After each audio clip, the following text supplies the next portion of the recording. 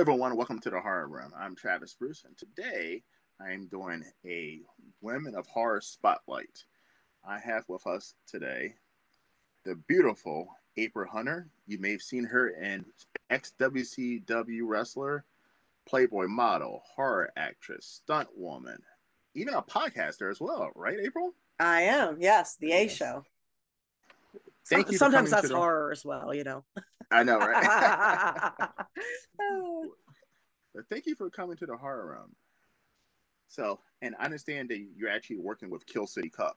I am. Well, thank you for having me first off. And Oh, no yeah, problem. I have had a blast with Kill City Cup. It's a little wrestling show that could.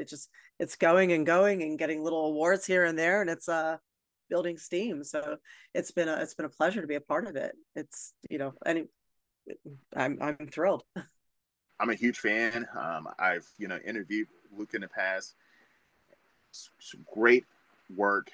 I'm a huge wrestling fan. I'm also a huge video game horror fan. So there's a Uh-huh. little bit of everything in that, and I mean it's definitely something that's brand new and interesting. There is a horror element to it, no doubt. And then there's that dystopian feel as well. Like, oh, the big dystopian feel.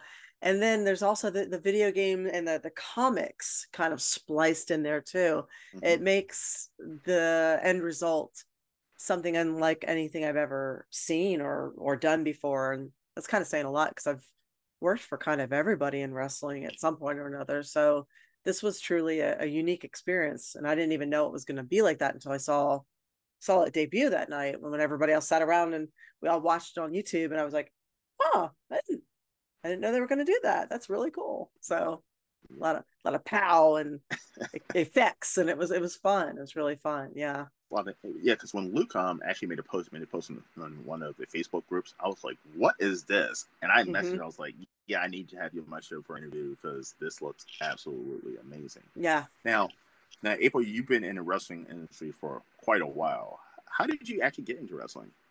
Oh, let's see. I actually got hired at the very end of 1999, and I started in 2000. And I was well, let's see. I was doing a lot of stuff in fitness. So I was working. I was a contracted fitness competitor. I was working with metrics, with Extreme Nutrition, doing appearances like the Arnold Classic and things like that. Mr. Olympia. Not competing, but doing appearances there, and I was also competing in some of the competitions as well. And then Playboy came out and did a special newsstand issue of called Hard Bodies. So I was in that, and Kimberly Page was in that as well. Okay. So when WCW had got the issue, because she was obviously with WCW at the time, they recruited me at the shortly after it came out. So that's how I got in. And then I guess somewhere, X amount of time in there, I started with the NWO. Mm-hmm. Because it's kind of like just throw you in the deep end and hope you're Yeah, gonna right into swim, the main. You know. Yeah, I was like, oh my God. I didn't know. I honestly wasn't a wrestling fan. I was an MMA. I grew up in martial arts. I grew up, watching, competing in martial arts and watching Bruce Lee. And, when UFC came along, that was my thing. But wrestling, I didn't know anybody, so I didn't know what I was getting into. I was just like, I didn't know Bret Hart from the guy down the street. I was just like, yeah, it's nice to meet you. And I think that served me well, Yeah. not being starstruck or knowing who anybody was. I just treated everybody exactly the same. Um, but a few months later, they kind of didn't really know what to do with us. And I was getting a lot of offers to do a lot of shoots and like the Iron Woman, the Iron Man swimsuit edition and all these things that I couldn't do because I was on the road all the time. And we were just kind of sitting in the back. So we were there, we were on the road, we just weren't doing anything on TV. So finally I said to him, I'm like, hey, if you, I didn't know about being patient in the wrestling business. My whole thing was, Right now. you're young now, go out and do as much as you can while you can. I was like, offers are coming in. I'm sitting in the back locker room, not doing anything. I could be doing other things and advancing my career. If you guys aren't using me, just let me go. I'd rather be Yeah. doing something else. where I feel fulfilled. So Terry Taylor called Jim Ross and said, "We have a girl here that you guys should look at." So it was the day after WrestleMania in LA. I went over and met with them, and they sent me to Killer Kowalski's to begin my training. And while I was there, uh, getting trained, both ECW and WCW folded. So I kind of got lost in the shuffle of that. And So, so how did you go from wrestling to acting? I had kind of always been dabbling in acting. I think more offers came in after wrestling because with, well, if you're familiar, obviously you're in the horror realm. There you Yes. go. So you know what these things cost, you know what their budget is or what their lack of budget is at times. You know, you know, the fewer takes where somebody can get it right, the better it is. And wrestling, a lot of times, is all about, well, wrestling's one take. You get one take to get it One right. chance. So that's how we're trained. You one shot. Um, and there's blooper reels out the ass because of that. But Yes. for film, for film and production, we're great because we are so used to doing everything in one take that if you give us three, by the third one, we're going to nail it. So Perfect. we end up being pretty good on sets, and we can do a lot of our own stunts, and we can take kicks and punches very convincingly and choke very realistically. So you don't need to hire a lot of extra stunt coordinators or stunt people for us. So I think it, like, people have, producers and directors have started to figure out, hey, let's hire some wrestlers because they will save us money and time, and they can do it. So that's what happened with me. Because I've seen more and more, especially in indie horror, you see a lot of Mm-hmm. more mixed martial artists and Yep. a lot more wrestlers. And yes, they we're, can't take those we're bumps. trained. Yes, they can't take those stunts and those Yep. dives because they've been doing it for years on that hard canvas. Right. I mean, Guerrero, he's a full-on stuntman, right? Stunt coordinator Mm-hmm. out in LA. So I mean, like, they fall into it naturally. Exactly. They literally fall into it naturally. So Exactly. Now, you went to Japan at one point and filmed a horror movie out there that was called "Oh My Zombie Mermaid." Now, yeah, I how can't did even you? pronounce the Japanese title of it. Okay. I was looking. I was like, I can. I'm not going to say this. I'm going to say that. Yeah, I can't. I don't even. There's another title that translated to like "Ah, house collapses." Okay. So yeah, are you asking how that came about? Yes. How did that come about? Oh, How that was did a you get attached to Japanese horror? I don't know. I don't know. It came out of the blue. You showed It up was one like day. really, it was such a cool, it's the coolest thing I've ever done that hardly anybody's seen. And it was in theaters too. So 01, um, the wrestling federation 01 Mm-hmm. somehow got involved with a bigger budget movie over there, um, involving wrestling and horror, and a man who basically pissed off the mafia. And in turn, they destroyed his house bit by bit by sending people out to go after him. And the toxins in the house, when it collapsed, Mm-hmm. if I have this right, poisoned his wife. And slowly, bit by bit, her skin started turning into a mermaid. And after a while, she transformed completely into a mermaid by the end of this film. Is she in the Um, water or no? it was because I remember the house starts falling apart and it starts raining and she's just a mermaid. It's one of those crazy cool Japanese films that you're just like, Where does it come from? Yeah. yeah, but it was very well done with a lot of actual, big names in there. And if you Mm-hmm. follow, there was a UFC guy in there. There was Sunim, it was a big Korean pop star at the name, or big Korean pop star at the time. She was one of the my adversary also. Nice. So yeah, it was a very fun thing to make. It was the hardest working group of people I've ever been around. I mean, 17, 18-hour days were common. I've been over there filming quite a few things, including a Mm-hmm. Toyota commercial, and this movie was grueling. It's A lot taxing. of work.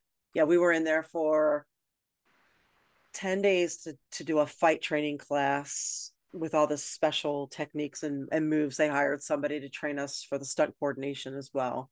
And it was very well done. So, but yeah, I was part of the mafia that went Okay. into that went in to destroy the house. Yes. Now, action. So you've been in action movies and you've been in horror. Is it Mm-hmm. easier being a horror actress compared to action? Uh, Most of what I've done in horror has been action.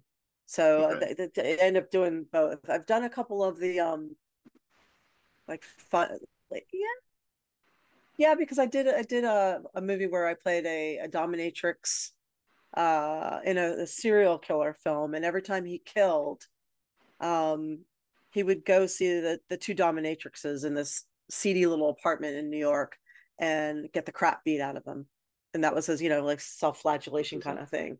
So I played one of the dominatrixes, and we just again it was myself and Fury from American Gladiators. Okay. She was the other dominatrix, and because we knew how to punch and hit and everything, this guy Drew, who he took it really well, and we actually did. She did punch him across the face. And if you remember Fury, you don't want her punching you across the Yes. No. face, but yeah, No. she Not at she all. clocked him good one time. Yeah, but we had fun with that one. But yeah, I think they've all been fun to some degree. There wasn't a whole lot of action in that other than beating the hell out of him, but yeah, I think the action ones are fun. Now, what's the story between about you and Terry Crews on Brooklyn 911? What's that Oh, story about? oh. No, I wrote an episode of Brooklyn 911 that was a oh, what am I looking for? My brain is slow today because this is I've done podcasts all day long. It was it's an episode that ugh, I'm sorry, my Like a recap? nope, it was a full on half-hour episode. Um in film school. Okay. So okay, so we did the whole episode, and it was actually one of the coolest things I've ever written. And my teacher at the time, he was from LA, and he kind of guided me through the whole process of doing this entire episode. And then he was joking around. He's like, "Well, you could, worst comes to worst, you could always get into like a pet flex competition with Terry Crews." And I was like, Mm-hmm. "I think I would win that." And he's like, "I don't know. Terry Crews is pretty serious about his pet flexing." I was like, "I don't know. I think I would win it." So yeah, I was like, that. I think that's where it came from. I was like, well, That might be a me and nice Terry, competition. Yeah. if I win, you gotta do my episode, because Yeah. in my episode he gets accepted to be a calendar model, and doesn't realize it's for charity, of course. Doesn't Mm-hmm. realize that this particular year, the finest, the police officers are going completely nude this particular year to raise as much money as possible for charity. And he's been trying to get into the calendar for many years, and he finally got in. And now all of a sudden he's got to diet like crazy because he doesn't want anybody to see him completely naked. So anyway, long story. Yeah, there's a whole lot more to it, but So yeah. that sounds interesting. Now, Yes. now are we going to see you in Kill City Cup 2? That's really up to the fans. I guess they have to ask for me. Well, So I think I would love to see you in Kill City Cup 2. I would like to be I in there. would I love to know I see you got kind kick of some taken ass. out a look, but it wasn't a permanent takeout. So Yeah, I would love to see you kick some ass in that movie. I would enjoy that, I think. Now, do you still keep yourself in wrestling shape? I do actually. Well, I think I do. Yeah. Let's see. Okay, So there we ready to go. roll. I'm ready to go. Yes. Yeah, I keep myself in good shape. I still work. I'm a cosplayer. So Okay. I have to I'm a comic book model. I've worked for a lot of the Marvel and DC Really? comic guys. Yeah. So I have to be ready to go, and they say I need a set of pictures with these types of weapons doing this, and yeah. What's the most interesting costume you Of have cosplay? mine? Yes, so you had a cosplay. Oh my gosh, I do so many. I do mostly all the redheaded characters. Jean What's Grey. the most interesting? Huh? Jean Grey, I'm assuming from the X I've Men. done every version of her. Okay, the Phoenix. Yeah. Yeah, yeah. Yep. It's I've done all redhead. the Phoenixes for the red, the green. I would probably say, well, I'm starting to get into mashup costumes now, like vampire Jessica Rabbit, Mm-hmm. or nurse Jessica Rabbit, or Punisher Elf, or Day of the Dead Little Mermaid. So I start blending them now. But the most interesting that I do that people seem to like a lot is Red Sonja. So I have That's a done good one. Red Sonja for a long time. I worked with Boris Vallejo and Julie Bell, and I've done a lot of their versions of the Redheaded Warriors. And then I worked with George Perez, and he did a comic book series called Sirens, and Mm-hmm. I'm Agony in that series. So they're all it's all that's not Red Sonja from it, but Agony is still a warrior there. So yeah, probably that. So you have a little bit of a nerdy side to you as well. Oh yeah. Yes. I speak fluent movie quotes. Okay. Well, since this is a horror channel, I'm gonna ask you some horror questions now. Are you ready? Okay, we'll try. We'll All right. try. What is what's your favorite horror movie you've seen in the last 10 years? Probably Hostel. Hostel. I love Hostel. Yeah, Hostel just fucked me up. Sorry, can I say that? Yes, you can. This is rated R. So yes. Especially traveling, I'm just like, I'm American. Yes. Because Yeah, I actually did a like I'm a high price. I'm getting out of here. yeah. I don't know if I've already did the video. I'm about to do the video, but I'm doing Eli Roth, who's a director of Hostel. I was doing his top Mm, five, hmm. and Hostel is number one because at the time when that movie came out, I was traveling a lot, Yeah, so yeah, it'll mess you up, right? and I was like, and I was like, boy, if I was young and dumb traveling at this time, I would have definitely been one of those guys. Yep. Yep, I think easily. we all would have been in our 20s, like it's so easy to imagine yourself being those guys Yes. because they've made those characters so relatable and so real to how Yeah. we are. So yeah, If 100%. I would have same thing. if you're young and somebody attractive with another accent in another country, you probably would follow them.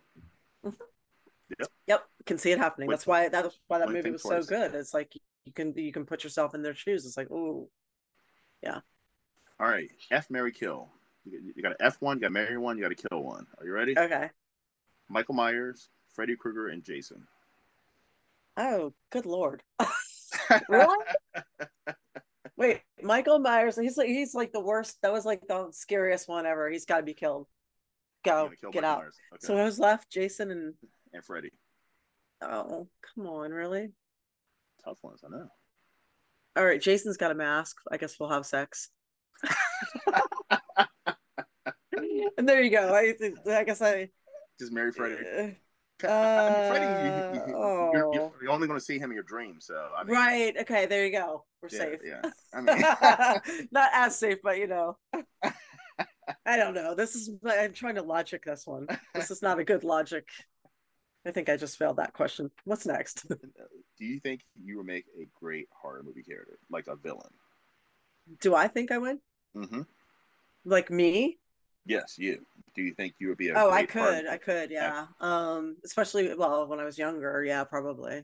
I mean, you could take a portion of my personality and for sure, I could bring that conspiracy theorist out and really and really blow it right up. Sure. I'll just say, what would your backstory be? What would your story My be? backstory Yeah. be? Oh. Oh, that'd be tough. That's okay. Backstory would be parents, both parents were killed um Mm-hmm. by things by the government. Oh. One was killed working for the government. The other one was killed by something declared safe and effective by the government. Mm-hmm. So now I have a rabid distrust of anything the government puts out and promises us is safe. So now I'm a total tin hat foil where the whole thing conspiracy theorist And there's my character. Okay. And this is the final question. Since you're a conspiracy theorist, do you Mm-hmm. believe in aliens? Are aliens among us?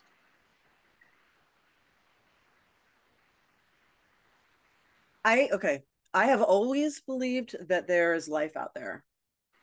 I don't know if I would generalize it so much to say aliens, but Okay. I've always believed that it would be very arrogant for us to think that we're the only living beings that exist and the highest form of that. Um, Uh-huh. that's kind of, far fetched to believe.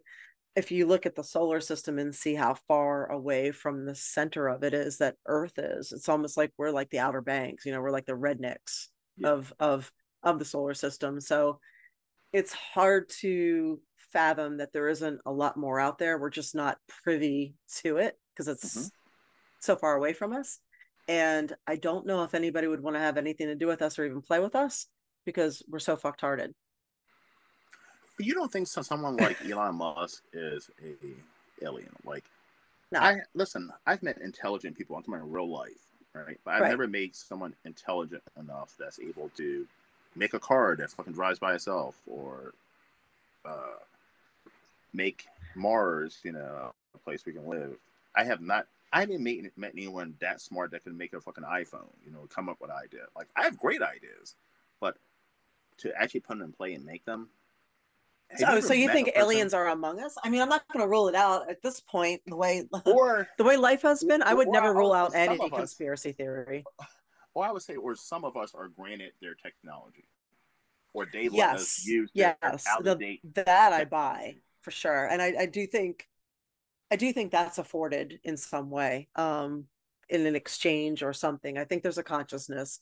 I think some people have access to it in some Mm-hmm. way. Maybe they're in touch in some way or in some way. I don't know.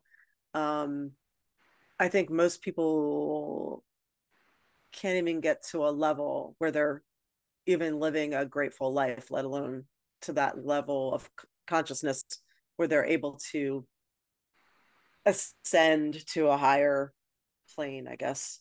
Mm-hmm. Um, I don't know what Elon Musk does. I don't know where he is spiritually, but I do think there's a war going on and it has been going on for a while. And I think that there's dark forces and light forces. And I think it's a spiritual war. There's people that are fine with extermination and there's people that are humanitarians, and it really comes down to that. And I think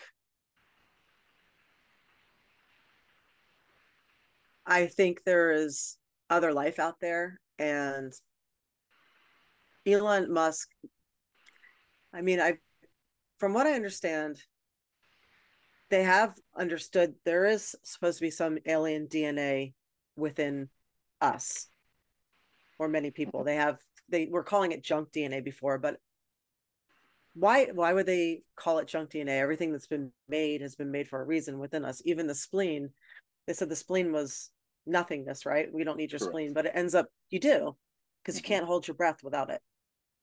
So, as a matter of fact, there's whole tribes and communities that dive and can hold their breath for 10, 11 minutes, and their spleens are enlarged, and that's what allows for it. So there's nothing junk about our bodies. Everything was made for a reason. So if there's alien DNA in us, then it goes to reason that somewhere along the way there was something there. So why wouldn't we believe that that might come back Yeah. or be around us? Yeah. I think we don't know a lot, right? We don't We know don't. everything, and we have to be comfortable with saying, you know what, we don't know. I don't know. I don't know the answer to that. We don't know. And we feel this need for some reason to always debunk things as bullshit if we Yeah. can't come up with an answer right away. And I don't think that's right. I don't think it's right. I think sometimes you just got to be comfortable with saying, I don't know. We don't know Well, yet. We don't it's have that 100%. capability yet. Maybe it'll maybe in the future. I mean, because at That's one point 100%. everybody thought the earth was flat. It did. They knew it. They knew the earth was flat. At one point, Yeah. everybody knew that women's tiny brains could not handle any medical training and that they could not be doctors. Mhm. At one point, people knew things, they knew things that everybody accepted as this is fact, this is life, this is the way it is. Nobody can argue it. And then it turned out they weren't right. They just didn't know. So I think Yeah. we're going to just keep continuing that way, and always having to prove things and debunk things is going to be the bane of our existence if we're not careful. Yeah. And I'm like sitting there thinking about, I'm like, well, maybe I'm just hanging around a bunch of idiots or something because I'm saying I don't, I do not come across on a daily basis someone that's smart that can create Zoom. You know what I mean? Like you and I are talking to each other from two different parts of the country. Mm-hmm. Like I'm, I'm pretty smart, but I'm not that fucking smart to like, you know what I mean? Like I just think that I'm not sure one average person did it though. It's probably a team of people. still a team of people. I'm like that's incredible to have that technology to even put that place to even Yeah. like I have great ideas, but I didn't even know how I would get started to get those to that point. That's where you bring in other people, right? So nobody that this is where our schools mess us up. Or you're going to get me on the whole thing. Our Okay, let me our hear. schools indoctrinate us. They're the German or Prussian model of trying to take entrepreneurial spirit of the immigrants and break it and make them sit down and stay and work from this time to this time and not say anything. They're trying that's the purpose of what schools were. The Germans came along and said, we're going to offer you guys school. It's going to be free. And we have never changed that model. And the thing is with schools, they teach you to work alone. They teach you there's only one answer to a question. And they teach you a bunch of things that are complete bullshit that do not set you up for success in life, because there's not ever one answer to a question. There's always workarounds and try and see it this way, or what about this. And the way people have success is to work in teams and to work in pairs, to work together. So we should be problem solving together, and we should learn that from a young age instead Right. of them separating us. Everybody eyes on your own paper. Nobody, don't, no cheating. And what's the answer? A, B, C, or D? There's one answer. This is And all programming, and it's all wrong. I totally agree with you because networking, the Isolate, word, isolate, isolate, yes, isolate, isolate. networking is key in Yep, this world to be successful. I mean, I just did a whole yep. fucking video about it, but like you cannot get anywhere without help. No, and people are actually they believe that, oh, I can do this on my own. I don't need anybody. No, you fucking can't. No, you'll I'm fail sorry, but every you can't. single We time. are social people, and it's amazing to me to look around and see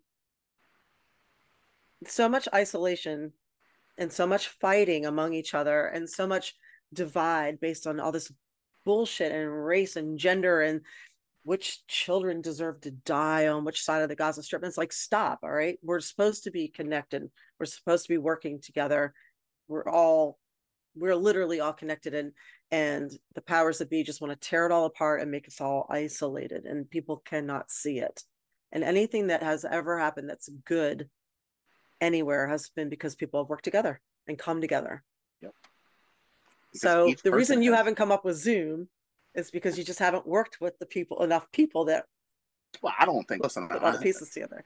but at the same time, my idea is something amazing, but I don't think it's possible. Imagine this. Okay, this is crazy talk, but imagine this. There's a device where you could just teleport anywhere you want to be. Like you think of it, Mm-hmm. boop, you're in Italy. That would put the airlines out of business. That would put cars out of business. Mm-hmm. Hotels would definitely be out of business because if I wanted to go to Paris right now, I can just go for the day and then boop, teleport right back to Yep. my fucking bed. I've been obsessed with that idea forever, because I thought it was such an amazing thing. Um, the one thing that always messed me up, this is where I got overthinking it, is Mm-hmm. assembling your body back together with the atoms and all the everything. Like, how do Yeah, you do that? Like, what if something gets crossed in it in there? malfunctions. You know what I mean? Because Yes. it is Yep. man-made. It can Yeah. malfunction, and It's matter, right? It's all yeah, matter. and now you're just floating through somewhere. Yeah. There's so much potential for that to go so wrong, but there's so much potential for it to go so right too. Amazing. I'm Yeah. telling you, like everybody asks me like what superpower if I have if I could have one. I'm like Teleport. teleportation. I mean, Yeah, that is the you can literally leave your house 2 minutes before you got to be it anywhere. is. I don't know if it would put the airlines out of business though, because I think, or if it might be a long time before it takes. I think you'd have a lot of people that would be very nervous about it. Again, conspiracy theorists or whatever. They'd Yeah. say, no, I'm not doing this. And you would have a lot of the, old school people that are perfectly fine on airplanes. So while it might kill the car industry or kill the airline industry, it would also be brutally expensive. It would Um, be. no people couldn't afford it, and there would be very few teleportation. I mean, look at electric cars. We've had electric No cars one for has one. how long now? Hardly no one We've has one. had right, and you have the grid in California going down because of the electric cars. They're the ones that have them. They have the most, right? Mm-hmm. And now they don't even want you plugging in before 10 o'clock at night.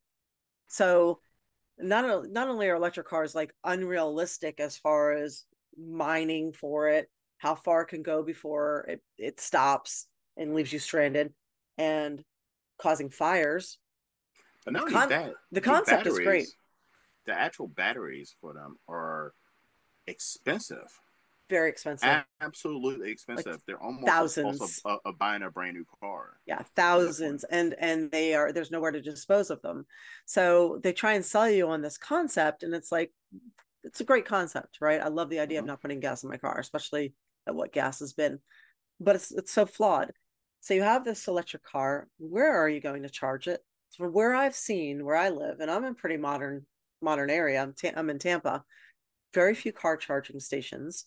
Sometimes there's a wait. So if you got to charge for like 40 minutes and there's a line three deep and you're supposed to be somewhere at a certain time, how does that work? Because you're going to I, wait li- an hour and a half till you can charge. I I live in get irritated Baltimore. waiting 10 minutes for Yeah, gas. I live in Baltimore, and it's a pretty modern city. And Yeah. like the closest one to my house is a good half an hour. Yeah. So And like, then a lot of them are just Tesla. When you see them like at Wawa, they're yes, only Tesla. There's no other type. yeah. So but there's money though in the person who comes, I don't know if they've done this yet, but the person that comes up with a Tesla to everybody else conversion, Oh, yeah. that person will make money. So you have something that you can plug into the Tesla charger that converts every other brand of electric car. There's where your money is there. But there actually might be money in actually just doing the fucking charging things. Think about it. Like if you bought a whole bunch of charging things and people are paying to use them, Mm-hmm. that might be actually a good. But Investment? at the same time, in Baltimore, not that many people have it. So like, No, are you really making money off of that? I don't know. You're making Yeah, money for four people. I don't know. I know I go on road trips sometimes and I see the lack of charging. I see um how long the charge would last because my ex had one. You got to get a couple hours, maybe 2 hours, 3 hours, depending on where you're driving and how much you're driving. And then I think to myself, I'm like, I don't want to be stranded in the middle of BFE, with nothing. All you have around you maybe is a gas station. That's all you've got, and your car doesn't take gas. So it seems like at this particular point, getting an electric car just limits you. And maybe that's by design. Maybe I that's by agree. design. They don't want you going very far.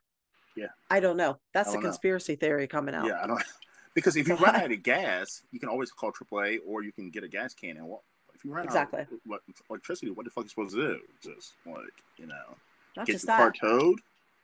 How many times have you charged a battery of something and after a while the charge gets shorter and shorter and shorter and shorter over It's time? happening with my cell phone right now. Exactly. It's the same battery. It's still a Yeah, lithium. It's a lithium battery. Yeah. yeah. So, yep. So there's that as well.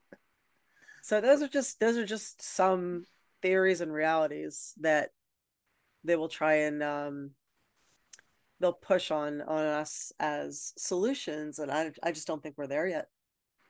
Yeah, I agree. I agree. Mm. But I don't think. Yes, we're not there. We're not even planned for it. You know what I mean? We haven't even Yeah. planned for it. So it's that they're pushing something that's not even planned for it. There's not enough resources out for it. And also, two, those vehicles are expensive. The maintenance on the vehicles are Huge, expensive. The huge. repairs Nobody's got are money anymore. huge. We don't have money anymore. Most people don't have money for No. that. Most people don't. That's what, I remember someone saying, "Oh, we're going into a recession like last year, the year before." And I'm like, "No, we're not. No, we're not. No, we're not." I said, "It's coming." I said, "It's coming." I said, "Look, 2022, 2023, that's when it's going to hit." I said, "When people stop buying big screen TVs and shoes, new sneakers, that's when we're in a recession. I think we're here." Oh, we're 100% here, and people Yeah. are not buying new cars. No. That's why You can't get them either. I was even looking at new cars, and I mean used cars. Used cars are expensive. They raked up the price of the used cars because people were trying to buy. People are not buying new cars; they're buying used cars.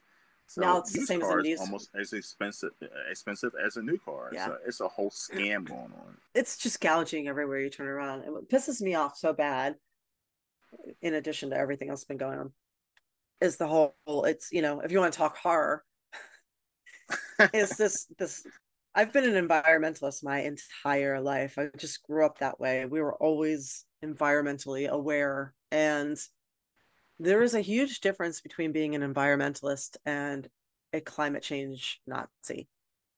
Jumping on that bandwagon. And there's so many things going on right now that people are not aware of, and they're not learning about it. And not that this is what the show's about. I'm not trying to hijack your show or anything. I'm just saying that, like with the electric cars, there's such a lack of education out there. Like a little over a year ago, the Tonga volcano blew. So people don't know this. It blew so hot right off of the Pacific coast that it has changed our temperature. It's blanketed everything in like a warm, humid mist, and we're still dealing with that. We're also having a series of underwater volcanoes heating up the water. That's why our water's been hotter than hell, and we have so much red tide and all kinds of water issues. Fish kills, everything. No one's talking about it. We've had a polar shift. The Earth has shifted north towards the sun. No one's talking about that. We've had weather modification. There are over 100 weather modification contracts in various countries changing the weather. This has been going on for years. No one's talking about it. Like, they can change the weather systems, and they have been. No one talks about these things. If you look at areas 20 years ago and those same areas now in pictures, you will see the trees are gone and it's concrete. So these areas had lush trees and shade, and now they're just concrete. And this is why our temperatures are higher.